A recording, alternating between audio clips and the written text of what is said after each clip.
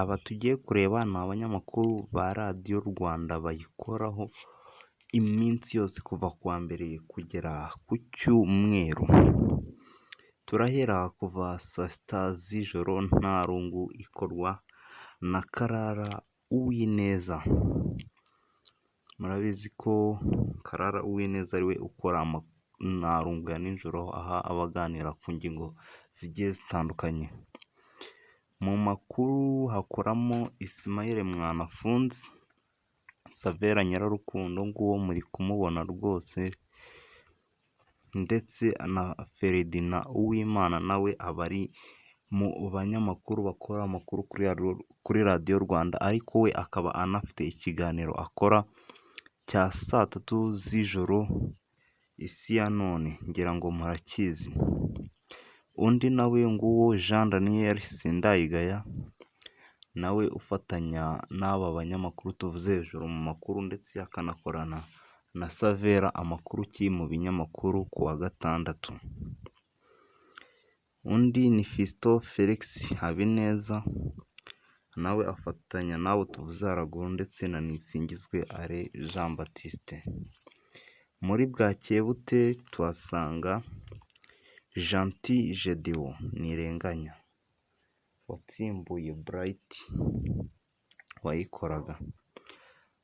Murabizi ko iyo havuyemo Bwakebute hahita hajyamo urubuga rw'imikino rukorwa na Axel Rugangura, akaba anazwi mu bintu byo kogeza cyane, ndetse Rigani nguwo muramubona,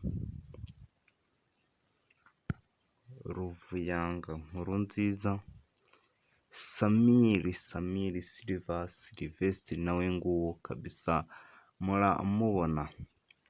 Kwizigira Jean Claude Louis unayobora kino kiganiro, Ndacyayisenga Ibert nawe bafatanya mu makuru y'imikino, ndetse n'undi munyamakuru bakuye kuri SKFM bita mu bicu, ndakeka mumuzi mu kogeza imipira, ndetse akaba akunda no gukora kuri Magic FM.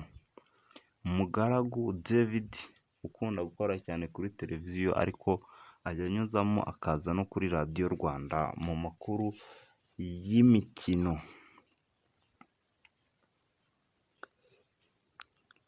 Noneho mu isaha y'uburyohe hasigaye harimo Gato Marceline ndetse na Bright, ngaho kabisa murababona. Gato nasanzwe afite cyangwa se abana n'ubumuga bwo kutabona. Muri kazi ni kazi dusangamo Pascal Nyandwi cyangwa se P7 unakunda gukora wikendi yawe ku wa gatandatu nyuma ya Nyampinga, ndetse akaba afatanya na Roza Mukayiranga muri kazi ni kazi. Moses Iradukunda akaba akora muri Showbiz Today guhera saa 9 kugeza saa 10. Akaba anakora kandi muri Samudi Detente aho bari kumwe na Moses Iradukunda. Michel Iradukunda nawe wajyaga akora kuri Samudi Detente, ariko ubu ngubu akaba asigaye akora kuri televiziyo cyane, ndetse no kuri Magic FM by'umwihariko, ndetse no kuri radiyo Rwanda akaba avuga amakuru mu Gifaransa.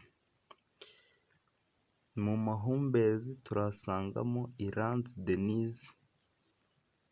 Denise kabisa, ndetse akaba afatanya iki kiganiro na Onesphore Karemera waje utsimbura Epa Ndungutse. Bakaba bakora ibiganiro bigiye bitandukanye, bakira n'abatumirwa bagahera saa 10 bakageza hafi saa 1.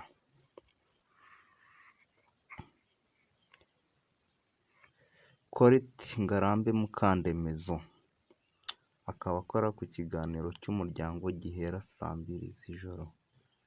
Marcel Rutagarama nawe ni umunyamakuru kuri radiyo Rwanda, aho akora ku cyumweru mu gitondo, ari kumwe na Jean Daniel Sindayigaya.